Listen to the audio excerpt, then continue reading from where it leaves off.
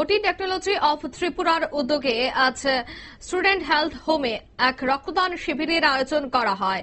উপস্থিত ছিলেন রাজ্যসভার সাংসদ তথা বিজেপি রাজ্য সভাপতি রাজীব ভট্টাচার্য, সত্যজিৎ দেবনাথ সহ আরো অন্যান্যরা। সত্যজিৎ দেবনাথ ফাউন্ডার সদস্য সহ অন্যান্যদের আজকের এই রক্তদান শিবিরে উপস্থিত থাকতে দেখা গেছে এবং এই রক্তদান শিবিরটি ঘুরে দেখেন সাংসদ রাজীব ভট্টাচার্য। বর্তমানে প্রত্যেকটি শিবির থেকে শুরু করে দেখা যায় যে প্রত্যেকটি ক্লাব সংস্থা কিন্তু এগিয়ে আসছে রক্তদান শিবিরে, ঠিক তেমনি ওটি টেকনোলজি অফ ত্রিপুরাও কিন্তু এই রক্তদান শিবিরে এগিয়ে এসেছেন।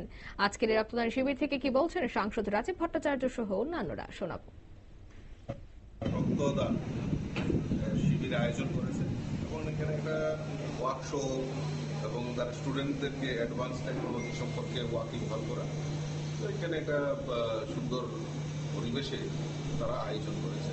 আমি ধন্যবাদ জানাই যে তারা এই সমস্ত করার আগে তারা এই রক্তদান মহদান তারা এগিয়ে এসেছে, যে সমাজের প্রতি যে দায়বদ্ধতা সেটাকে তারা স্বীকার করে আগামী প্রজন্মের কাছে সেটা বার্তা রাখার একটা।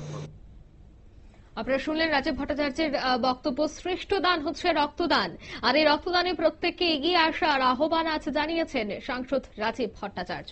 নিয়ে নিচ্ছে ছোট্ট একটি বিজ্ঞাপন বিরতির সঙ্গে থাকুন।